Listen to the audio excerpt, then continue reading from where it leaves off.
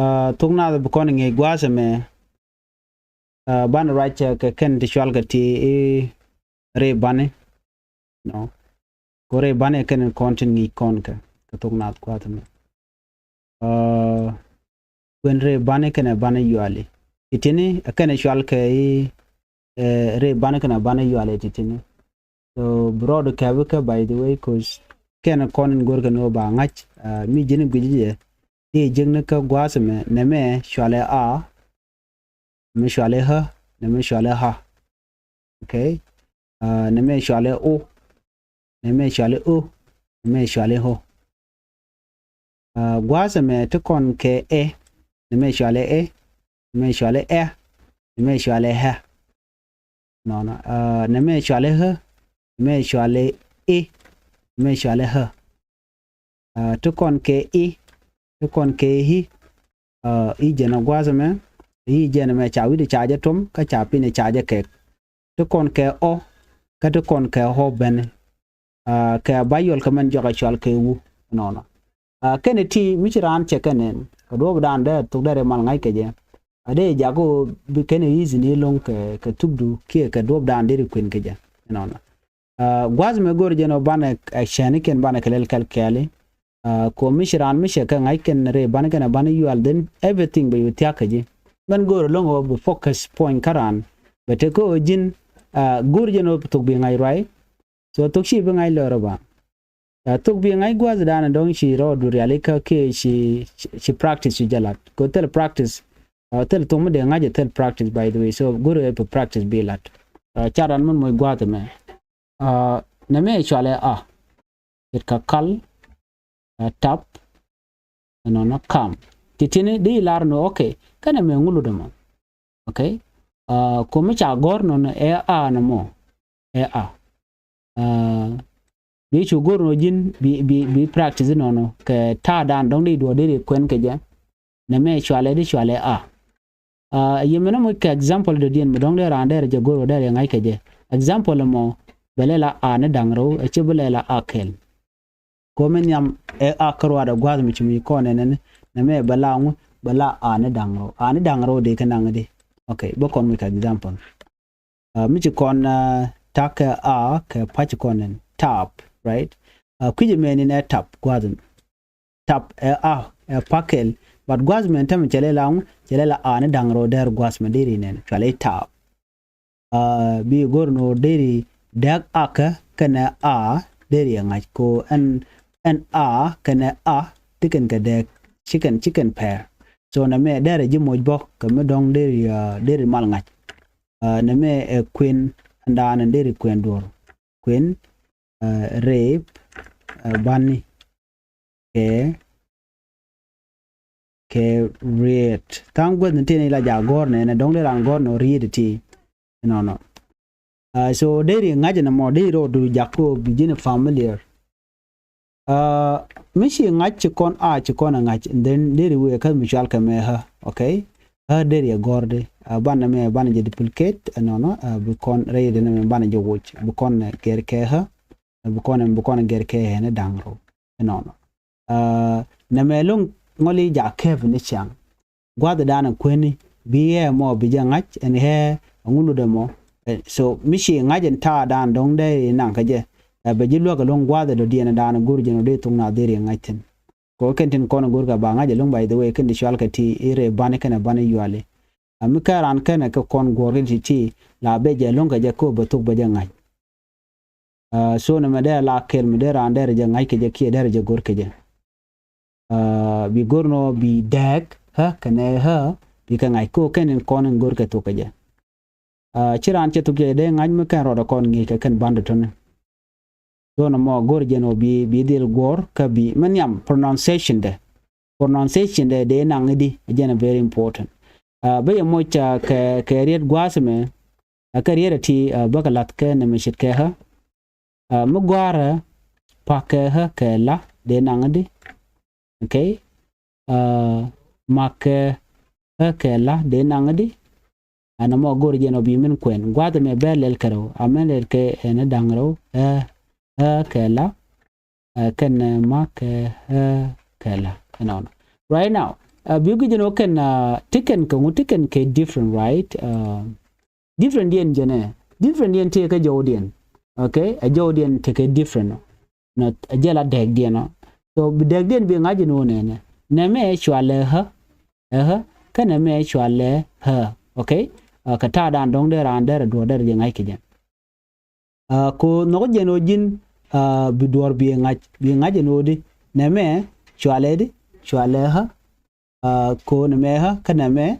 ha. So la gwa no bi ngach mi ajo ne me ngu bi laro no ha kana me ngu bi laro ne me ha jen do dan nen ngai ka ngwa je ne me chwale pal ne me chwale mal. Okay, mal pal ke ha mi jin bi gwa ne me ha pal ke mal dio je no shi ta dan te da je dio je shi nen ta dan dong de ran der ne me der je ngai ke je kus mi ke ni kon ngach ken dagin ken kon la jene difficult dong so jem la gori jeno jin bro palping ke ta dan de do de kwen ke jem very important ke listen mi gorna ke gorana betuk bajanga bi to bi ka practice no no ka do dan de tungna de ngai ke je kon tungna la ngai ke je wena dan le ran practice tin mi practice mi let no tele do mi mo betuk bi ngai ke je. So again very important ga jamono brand ba class ba jagur ka class mo bi gor ko online a shit kamnen kon mo gwas meni mi ran che la te ga tam bi to bi ka kwen special tam do long den ye ko bre ban bi ka ngai. Okay, len ye kare ban ko gwad dan wi re ban wi ka ngai ke je ti dial bi ga chwa hize you know one kamada dien bana waka merdien me beje duplicate beje le laro no bana me beje wuch balanne mi shala ha bene me balan mishwal ke ha ana dangro ko gori no biran bete ke kluki bete ke ngai me chwale de chwale ha kana me chwale ha. Okay, ha ne me engu ha bidag den bi ngach ne me ha ne me ha dio je cho ke le tama mi shi ngai ne me chwale ha ne me de chole ha. Okay, ha kene ha no so ne me beji moy ko beji moy ko klu so jen ta dan de lel ke jen bari yet ba ko gor gwa se me bat ken nyam ngeni jode ha ne me ba do ba gor jak ha ke ka ha ke na.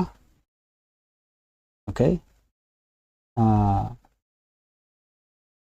dordin me na gor gwa ma wak ha kara akwa pele non baben kuje te ka ha bariyet ke baka gor aneme mena gor gwadum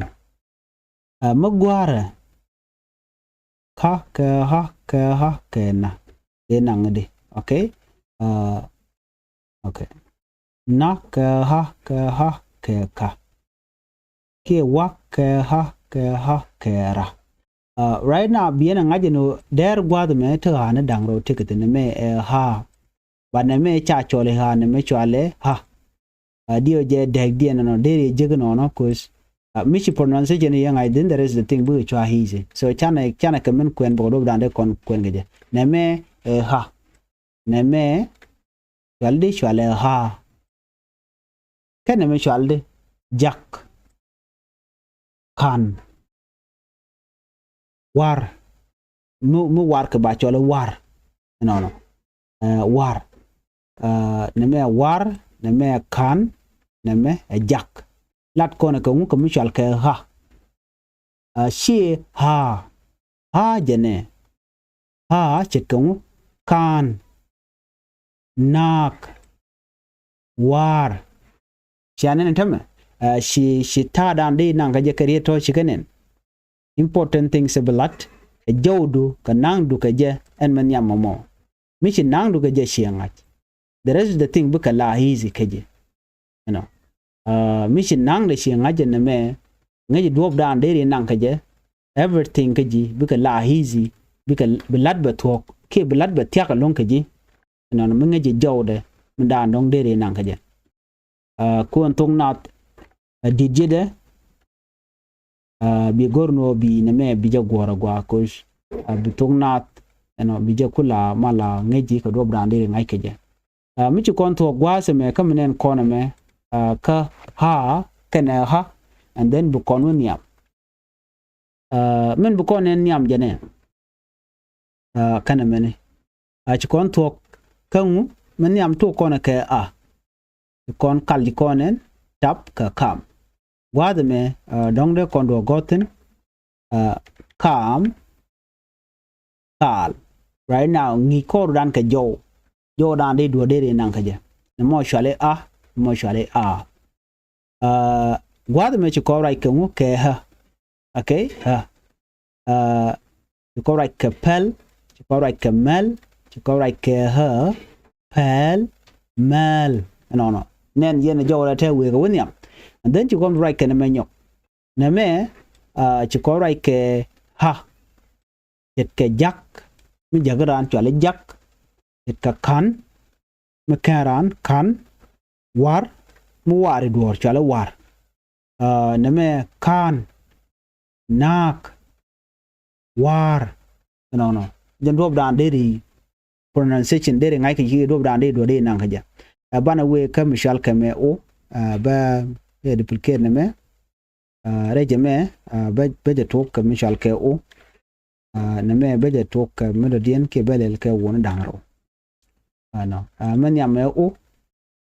chana me lel na kul ngi je mu kol ka chale kul ka tok mu tok dor chale tok nga okay de lar no tok nga to kon ka mishal ka tum mi charan cha tum chale tum no we wonyam mi bo kon ka o na me o man ya me o linga gwa o kane o ke different okay o kane o ke different amen la ne ti tin te pai kon ko gwatene man yam cool talk tum dia je shi yen cha clear tam man yam ala example ne am chi dial chi kan ai ke je kon to nen ka ka ha so from here they take a clue ko do dan de na de lat ke je let me show you ne me shale o cool talk tum wana gwad me o cool talk tum dia je cha pronunciation de cha nga je tam lo dong che ran de le gai ka do dan dong de do de nan ka je ko se je do dan nan lat ka nga ka je no mi chi ne me chi nga chi o kana o chi de gen chi nga and then bu we ka mu de dien mu dong de le gor no de nga nyok ko gor kon do dan bana ti bana ka ngai ke je and Thok Nath go again go to practice you know go ya dera and dera practice dera jalada wana kama ndo dian gwase me bana me baje nyoko mo kay duplicate bu ko na kama chal ke o ne me o ne me o okay kareo o kene o dio je cha da dian lingata o okay good okay tum but okay kuje me but bagor but the same word ki ri te kan ba nyom gar ko mon ka ke u ke ta ke u ke ma ba ke u ke ta dikan ka da ko di na me ni e u ka na me chale u na me chale kut tum but okay anyok kut tum but mu kon jena ban ben ka o gwasme bana jek to kon ke kut tum but chana ta do dan de ried de je kwen ke je mi charo cha khalot ke le chat ko men yam gwadme e u ne me e u non en mi chine cha gor ke u karwade chet ke kut chet ke tum chet ke but be diel to ko be diel to kariet mi chek o ban mi chalel karo o be diel nangade kut tum but no do be me dere jilwak no be practice karwadu amen mi chi tade ki gogde chi jek ko ne dialle gogde la jek ni je no mi chi gogde hi jek right now be diel lwak gwalon be diel lwak den ka queen kan dial konde dere lat wana gwaza me ka bayol ka kire baka manda dien no ko gor ko na bana nime bana je ngaja gwa wana gwaza me nyok me de ko nyok mi de ko ran ngi keje ci kon to ko o chana wo ka manda dien en chalke o bana me baje twan ne me chale ho ne me chale ho dag dien always remember ne me chale ho ne me chale ho tigan ka dag okay chana wo gwaza me tok okay bol kol amen to no ka kan doctor ton yana ben gwaza bana gori the same thing ko gor ko pronunciation do dande nan kaje do dande kwen kaje gwaza me let's say to kon ke me bu kono gor ta ke ho ka ba ke ho la ka ke ho la nana dag dien no bi dag dien bi goro bi ngach ne me chale ho ne me chale ho okay gor jeno bi dag dien bi ngaja go ko dag dien jen kule la different gele bi allet kon chana to gwadum ne me ho ho tok bol kol benyo tok bol kol nanga kamu nanga ke ho kami chana jien chana ben kana me mi chelele ho de kon nanga di tama mu gor kona kona me ho namba di nangu tok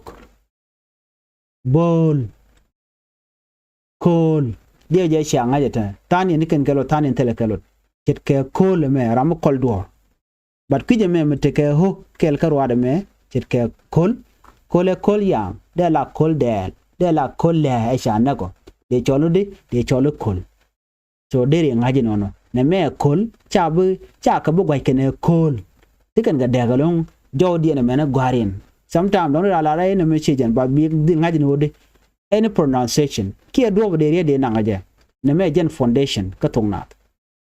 no arami mom no go be tung wer be janga bere bani you know be ka dil ngaje gwa do dana gwar keke do dana de nan keke you know do dana de ngande ga nangaje ko smike ne ka gorga de tigan dial be tika confusion mi dit keji ci to go mo ci je bu mal ngaj unless ci practice je lat karwado so practice jen kon lat gwa se menu jen lat kon antama so na me ho ke ho bana we kamada dien ci ko raja ta katin nyam so chana we kamada dien me de kon nyok me ngaj ko dana ka pronunciation de man bana utin ne me chale nen dag dien ne me chale ne me chale atiak no lo de lele ne me chale chan ne me min guch ba to ko gwar ne me chale kel rew okay deng chan me lel no chan min ben kuje me chale le nene ka chale le nene now Jordan bala different Jordan chebe par okay ka ne me kel ne me rew ne me deng dio je chenga jete deng rew kel dio je chenga jete bidagde bilel bi ngaje nono chana men we ka ne me chwale kel rew deng chan chia pronunciation shelling ne me chwale deng ne me chwale rew ne me chwale kel ne me chwale ne me chwale ne me kel ne me rew ne me deng no deng ajariye de mo men nanga chwala deng kaje me mi chuwe chab chole me karwade bala ne me jen chwale ka Thok Nath min rodu gijika betine ne me do brande do dere ngai kaje ano ka Thok Nath ko ne me awo brand be kwen be jangach jin mital ji foundation do brande to dere ngai kaje ano ci tung wer ci gwar ci de ngach ka ci kwen ba ci de ngach jen mu kwala goro no di ne dial kon gor jeno butuk to ngach biga practice be kana de lat la duka practice be ja ko butuk mo ba mal tiaka lonka ji gwad dan gor je you know ajen kwanam kwa lar ke je moni entamano bran broda dir yaleka ka ngaide kana mo ka Thok Nath wana wewe nyok kamandana gor kono gwaseme bana right kamando dien bu kono kamando dien mishal ke jene mi chagale laro a chole okay mena lelgwam neme chale kel okay neme chale pet na mo to kono ko ken but de kon ke latin lon chale pet chan menu we ke kel okay kel ko goran be jangach nemo woja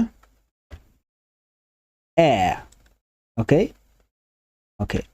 kel de kono wogoto ko ken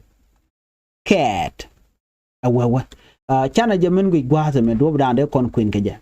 neme neme sorry not but okay confusion thought neme neme chale kel ngeje kel right chit kering me kel kering me cha kel kwal chole kel nyen kel nam neme pet me pedi kire cholwa pet bo chale pet neme te kel ke cat but mere kono gwadan chana mere gwadan kono kulen neme mena gor me chele pedan amena mo kero nan ba chole pet lo tele meaning but ke jo cha gor be di nang pet no neme kel kare bani tin kon tin jal kon ko de kon tuk de kon ngach wane kamando dien me de ko dan bil jako de kon ngach ba neme chale to kon mu da dien gwaseme namo chale de chale namo gwara okay let's say ka no chan ben gwad bane gor ke kel manyam mu chale ta mu chale ka chana min guch ke neme neme chale ta neme chale ta neme chale ka neme chale ka ala ka rama dawo ke nyam chale ka okay ka ta ka ta dio je chia different in chia ngai entam ka Thok Nath bi gor no bi practice be you lat ka kwendu ka Thok Nath bana we kamara dien dana dongde konen mara dien gwasame bayol kamara dien bana nyakel bala he namo chale he chet ke channel tet dep awawa ko gor jeno bi atikanga channel milelen tet dep okay dep ari ne no dag dien neme chale he neme chale tet neme chale dep neme chale he neme chale tet neme chale dep dag dien changach you go to practice do be chulat karwa de ba ka jen ku bakana me ko mi changach be jilwa ga longa ti diala kon de lat ka kwenu ka Thok Nath no wana kamra dien me michal ke namo neme okay channel kir okay tir lek channel man gornon chan man gwad me ke kir tir lek no bi pronunciation do bi ko langach neme neme neme kir neme kir neme tir neme tir neme lek neme lek no ka Thok Nath lek tir kir gwad me kir tir lek ka tung nat bi goro bi ngaje mishit kana mo riede jogwa seme ka jana mani bedong ba yol ka kere baka mishal ka me ha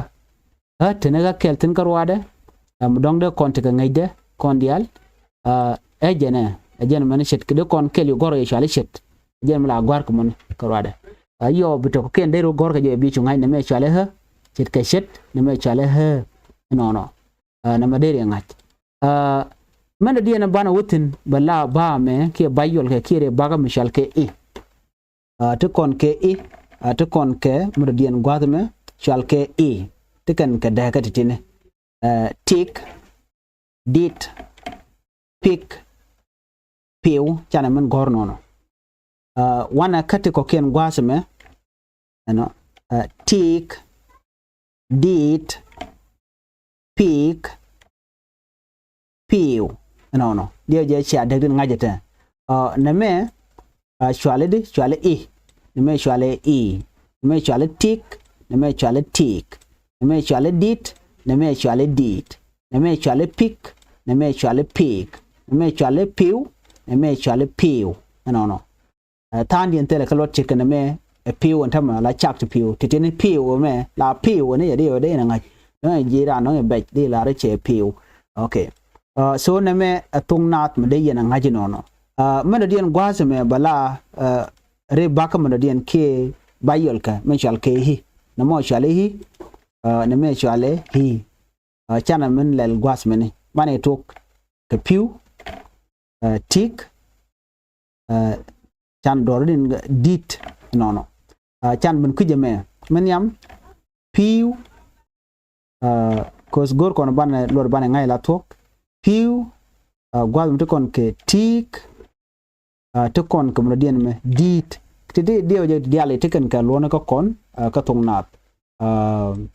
na me pew ngai kon la pew la mat ke chwale pew so jen pew na me pew tick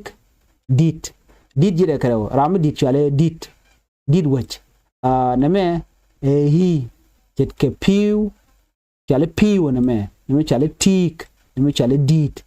dio je jen gwane ram la dwela ja dit chwale dit no bana me dit ke tick ke pew so ti de ka ngach ka dob dan de ke pronoun ke je chit ka dob dan nyot ke je gwas me ne ka jen ngi jema mana dia na bana nyakel gwas me bala ba yol kana makire ba ka man chal ke na me to kon karaw na me chale ba chu to gon me ne kol chano ko modien chor no gwad me bana ke lel karew anamo call shore no tidede ngane no tiken gadek na me ka jodan gor koneja ade kon jigo anwodi na me chwale na me chwale call shore na me chwale call shore no so bi ngaje no mi charo chaga matiken ke different pronunciation dan de nang ka tung nat mardian bara nyog murai content gwas me bala mishal ke ho na me chwale ho jermai kona chet ke kot kol no wewonyam bana ben gwas me ko ho okay call chan lele court okay cause gor jeno ban te ke mugo ambo kon nyakel chana yemen gui gwas me okay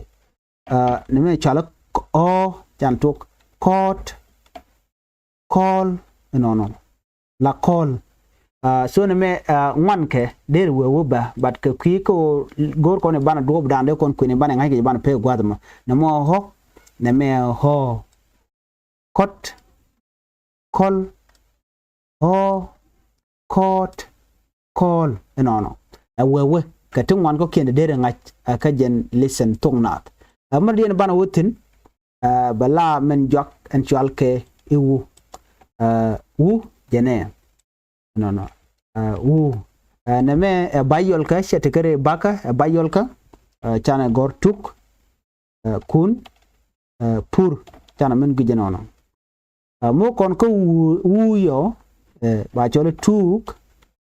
kun pur no titi tiken kelot tandien na me hu chalo wu na me wu na me tuk kun pur gwada me to kon ke tuk kun ke pur no ka tung nat bi ngaje no te ke tung wan te la gor ke no ba ngach ko tung were di de long but men very important thing odi bran be tam be je kantin baro de nye keke ko jen dob dan gor je no ba kwen ke tung nat ba ngai ke je so gore je gore radien and me de la listen very important ke kwire bani no ka listen ndo dien bana nywa ka gwasen be gor je no bana right no kamat bani titi to dongbel la reke bana ko kulo jik lawu la ka mat ke kana bana ko kien shit ke bantin pai kon ne a ke ha la mat ke ba mat ke o ba mat ke o ke ho ba mat ke he ke e ba mat ke he bon mitetin ba nyo mat ke mishal ke me e ke ha ba mat bon ke i ke ne hi ba mat bo ke o ke ne o ka ba mat bo ke jen wu dan de mat ke but these are the basic tin kon mat ke je ke so bi ngaja na me la mat ke ti diality okay ko jen kule la do ba danan be pronunciation ba kul ben liya mo example mi chana wu kana ga chana ka gor da nanga wa let's say ka ke wu ke a ke ka kwak chana menu ka ke wu ke ha ke sa kwat let put sa gwa da me kwat now chana me chana wu kana ha cha ka mat okay ana me listen karwa de mu gor de rander jangach lamat banane me la ni wala ka confuse no chit ke let's say yemo jana pa ke wu ke ho ke sa dere me to wuke ho tetin wuke na wode nangade no na me a different pronunciation right de nang kanang no dien dong chi nang dan dong de gu ki de nang je but na me chale pos no mi jinu gor je ne ba chol ba pus mi jin nyogo je gor no de gor na bon ba pass ala pass na me lo tele meaning so correct jane a pos wu kanne ho akantin kon very important ka tunat ko de kan nang ke de goro de ngach na many mat wuka kana bana diality la re bana kana bana yuale ken kon very important la gor no ba tung na ba de ngach ke kwidien so ne me listen mugwa ka kwiko de rande tung were de ja ngach ka di chalga ti re bani and ore bana ke very important ka ngidien ki ga ta de rande ka ngach ke je ko re bana mi ka ngach la tok anything gor mo blat ka tung nat bala very easy ka je cheje bile dak ka ta de tung na de ngach ke je bitidi alan kon go de ngai gwada me bu ngach so very important no de tung na de je gor re banike ta dan de kwen ke jeno no na me je dan go de nywa ko kon kel gwas me jira me jidit go re jeno jin deri Nuer language school de je subscribe ka de je support komite mi bere gwas me de je chwamala jigi jin support dan de tup ti tie ken kon ko writing gor jeno de yen channel de gor ka de nywa bo ka gar tiene